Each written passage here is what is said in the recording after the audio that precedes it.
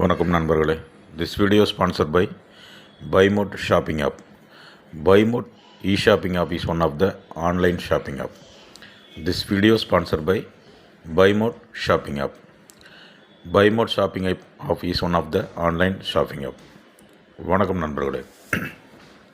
இன்றைய பதிவிலே நாம் காண இருப்பது என்னவென்றால், இசைஞானி இளையராஜா அவர்களை பற்றியதான். ஒரு அன்னக்கிளி படத்தில் தான் அறிமுகமானாருங்கிறது நம்ம எல்லாருக்குமே தெரியும். அது யார் மூலமாக அறிமுகமானார் அப்படின்னு பார்த்தீங்கன்னா, அன்னக்கிளியினுடைய கதை செல்வராஜ் அப்படிங்கிறவருடைய கதை.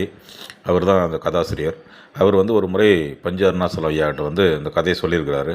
அவர் இந்த கதை ரொம்ப பிடிச்சிருக்குப்பா, நம்ம இதை படம் பண்ணலாம், கொஞ்சம் வெயிட் பண்ணுங்கள், இந்த கதையை நீங்கள் வேறு யாருக்கும் கொடுத்துடாதீங்க அப்படின்னு சொல்லி ப்ராமிஸ் வாங்கியிருக்கார். வேறு யாருக்கும் கொடுத்துட மாட்டேன் அப்படின்னு சொல்லி ப்ராமிஸ் பண்ணுங்கன்னு சொல்லிட்டு, உடனே செல்வராஜ் சார் என்ன சொல்லியிருக்காருன்னா, அப்போ நீங்கள் எனக்கு ஒரு ப்ராமிஸ் பண்ணுங்கள், இந்த படத்துக்கு என்னுடைய நண்பர் தான் இசையமைக்கணும். அப்படியா, உன்னுடைய நண்பர்னால் யாருப்பா, அது இப்படி நல்லா பண்ணுவாங்களா அப்படின்னா, இளையராஜாங்கிற பேர் அதுக்கப்புறம் தான் வந்தது. அதுமாரி ராஜான்னு ஒரு பிரதர்ஸ் இருக்கிறாங்க, அவங்க ரொம்ப நல்லா இசையமைப்பாங்க அப்படிங்கிற மாதிரி. சரி, வர சொல்லு பார்க்கலான்னு சொல்லிட்டு இளையராஜாவுடைய இசையை கேட்டிருக்காங்க. அந்த மாதிரி டியூன்லாம் போட்டு பாட்டு பாடி காமிச்சிருக்காரு. ரொம்ப பிடிச்சி போச்சு. அப்போ ரொம்ப சிறப்பாக இருக்குது, சரி நீங்களே படம் பண்ணலான்னு சொல்லியிருக்கிறார். இது எதுக்கு சொல்ல வரேன்னா, அந்த ஒரு படத்தில் இவர் அறிமுகப்படுத்தினது, அதாவது பஞ்சு அருணாசலம் ஐயா கிட்ட கூட்டிகிட்டு போயிட்டு நம்ம ராஜா சார் அறிமுகப்படுத்தினது செல்வராஜ் ஐயா அவர்கள். அப்போ அந்த ஒரு நன்றி விசுவாசத்துக்காக அதுக்கப்புறமா செல்வராஜ் சார் டைரக்ட் பண்ணின ஒரு 20 படங்களுக்கு மேல்னு சொல்கிறார். இன்னும் எத்தனை படம்னு சொல்லலை. 20 படங்களுக்கு மேல் இலவசமாக எந்த ஒரு பைசாவுமே வாங்காமல் முழுமையாக இசையமைச்சு கொடுத்துருக்கிறார் நம்ம ராஜா சார். அப்போ பாருங்கள், அவருடைய எவ்வளோ பெரிய அந்த நன்றி விசுவாசம்.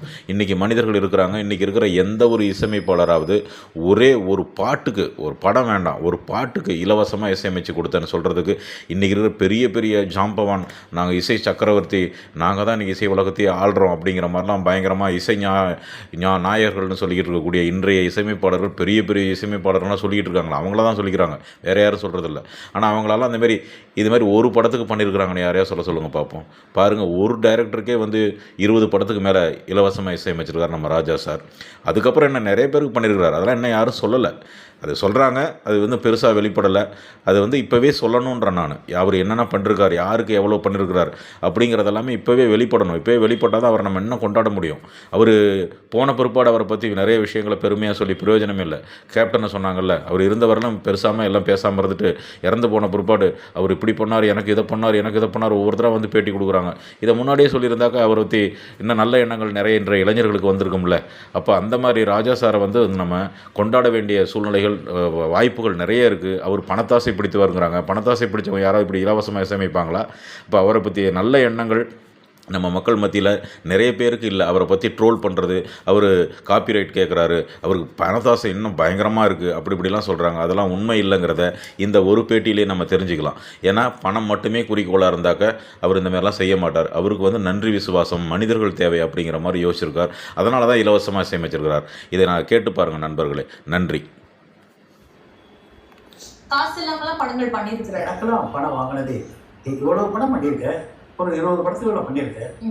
அதெல்லாம் பணம் கேட்டதே இல்லை. அவாட்டுக்கு ரெக்கார்டிங் டேட் போடுவோம் அப்படி